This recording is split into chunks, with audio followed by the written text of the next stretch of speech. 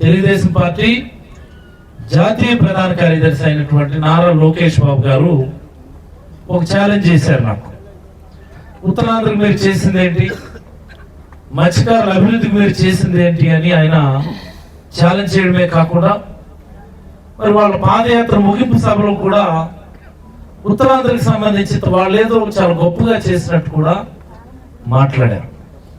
నేను ఈ సందర్భంగా అడుగుతా ఉన్నాను, అయ్యా చంద్రబాబు గారు, మీకు కానీ చేతనైతే, నిజంగా మీకు దమ్ముంటే, లేదా సిగ్గు లజ్జం ఉన్నా సరే, ఇదిగో మా నాన్న నిర్మించినటువంటి పోర్ట్ ఇది, ఇదిగో మా నాన్న కొబ్బరికాయ కొట్టినటువంటి హార్బర్ ఇది, మా నాన్నే ప్రారంభించినటువంటి పోర్ట్ ఇది అని చెప్పి ఈ రాష్ట్రంలో ఉన్నటువంటి 980 కిలోమీటర్ల దూరంలో ఉన్న ఎక్కడికైనా వెళ్ళి ఒక చిన్న ఫోటో పెట్టమని ఈ సందర్భంగా నేనైతే ఛాలెంజ్ చేస్తా ఉన్నా.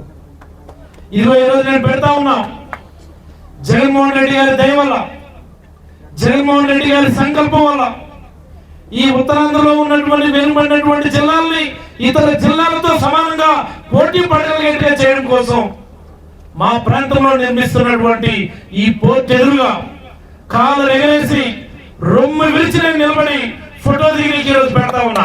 నీకు చేతనైతే, మీ నాన్నగారు 14 సంవత్సరాలు ముఖ్యమంత్రిగా చేశారు, 3 సార్లు ముఖ్యమంత్రిగా చేశారు. అసలు ఈ ఆంధ్రప్రదేశ్ రాష్ట్రానికి ఒక తీర ప్రాంతం ఉంది. ఇది దేశంలోనే గుజరాత్ తర్వాత 2వ అతిపెద్ద తీర ప్రాంతం అన్నటువంటి విషయం నిజంగా మీ నాన్నగారికి తెలుసా? ఈ దేశంలో ఉన్నటువంటి ప్రధానమైనటువంటి నగరాలు కలకత్తా కానీ, బొంబాయి కానీ, చెన్నై కానీ, విశాఖపట్నం కానీ, కొచ్చిన్ కానీ, గుజరాత్ లో ఉన్నటువంటి నగరాలు కానీ అభివృద్ధి చెందాయి అంటే, ప్రపంచ స్థాయి నగరాలుగా మార్పు చెందాయి అంటే దానికి కారణం అక్కడ ఉన్నటువంటి తీర ప్రాంతం, ఆ తీర ప్రాంతంలో జరిగినటువంటి రకరకాల అభివృద్ధి కార్యక్రమాలు, పోర్టులు, హార్బర్లు, ఇంకా ఇంకా ఇంకా. మరి రాష్ట్రంలో ఇలాంటి ఒక బ్రహ్మాండమైనటువంటి సహజ వనరులు ఉంటే ఎందుకు మరి మీ నాన్నగారికి తెలియలేదు? ఎందుకు మీ నాన్నగారు కనీసం తీర ప్రాంతం ఉంది, అక్కడ మత్స్యకారులు ఉన్నారు, అక్కడ యువకులు ఉన్నారు, అక్కడ ఉద్యోగాలు కల్పించాలా, ఇక్కడ వాళ్ళు విదేశాలకు వెళ్ళిపోతా ఉన్నారు, ఇతర రాష్ట్రాలకు వెళ్ళిపోతా ఉన్నారు, ప్రపంచంలో ఎక్కడ ఏ కార్మికుడు చనిపోయినా అది సిగ్గోలు జిల్లా వాడే అవుతున్నాడు అనేది ఎందుకు తెలియలేదు? ఎందుకు తెలియలేదని నేను అడుగుతా ఉన్నా. తీసుకోగలవా ఒక ఫోటోను?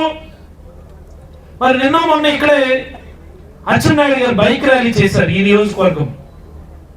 ఆయన ఇక్కడ ప్రాతినిధ్యం వహిస్తున్నాడు, తెలుగుదేశం పార్టీ రాష్ట్ర అధ్యక్షుడు కూడా. అయ్యా అచ్చెన్నాయుడు గారు, కొద్దిగా అలాగా టర్న్ చేసి మీరు రైట్ సైడ్ వచ్చినట్టే మీకు చేతకానిది, మీ నాయకుడు చంద్రబాబు కనీసం కళలో కూడా ఊహించుకోలేనిది ఈ రోజు జగన్మోహన్ రెడ్డి గారు పోర్టు అన్నటువంటి ఒక నిజాన్ని ఇక్కడ సుసాధ్యం చేశారు. దాన్ని కూడా నువ్వు చూస్తుంటే బాగుండేదని నేను ఈ సందర్భంగా తెలియజేస్తా ఉన్నాను. అచ్చెన్నాయుడు కాదు, మరి వాళ్ళ అబ్బాయి ఉన్నాడు ఎంపీ, 2 సార్లు ఎంపీ అయినా.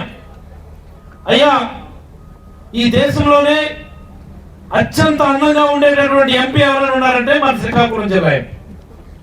ఈ దేశంలోనే కేవలం కేసు సంరక్షణ కోసం, ముఖ సౌందర్యం కోసం అత్యంత ఎక్కువగా స్పెండ్ చేసినటువంటి ఎంపీ ఎవరైనా ఉన్నారు అంటే అది మన శ్రీకాకుళం జిల్లా ఎంపీ.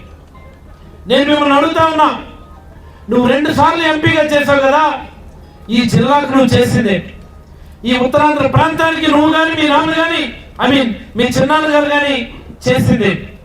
ఆ మాటకు వస్తే మీ నాయకుడు చంద్రబాబు చేసింది ఏంటని నేను అడుగుతా ఉన్నా.